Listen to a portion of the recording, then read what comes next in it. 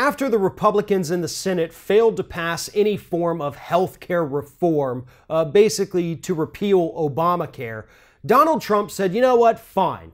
I'm just going to let Obamacare fail on its own.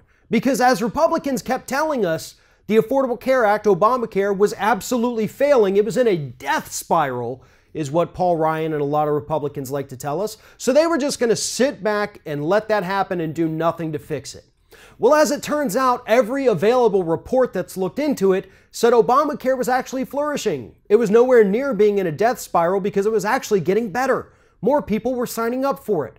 Obamacare was growing. And because Trump can't have anything that President Obama did actually succeed, he's now decided he is actively going to sabotage the Affordable Care Act and, by extension, sabotage the lives and health of American citizens. Here is what Donald Trump has proposed to do. He is going to slash the advertising budget for the Affordable Care Act down to about 10% of what it was during the time of open enrollment. What this means is that people will not be able to get the information they need through television commercials, through billboards, through radio ads, or whatever. It's not going to be there because there's no budget left for it. They're not going to know that it's time for open enrollment. A lot of people don't necessarily pay attention to that every year and check the website every day to get those dates. Trump is trying to take away their ability to sign up so he can go back later and say, look how many people decided not to sign up for Obamacare because it's a failure. He's not going to take any of the blame for it. He's going to put it all on Obama, even though Trump is the single person who is making this happen. Furthermore, they're going to cut back on the funding for staff that help people navigate the waters of Obamacare, that help them get signed up and pick their plans. Basically, cut the staff down to absolutely nothing so there aren't enough people to help consumers pick out the plan that they need or that best fits their budget and their family.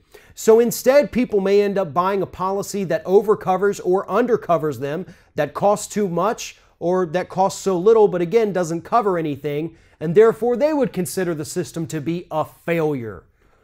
The bottom line is this: Obamacare has not failed.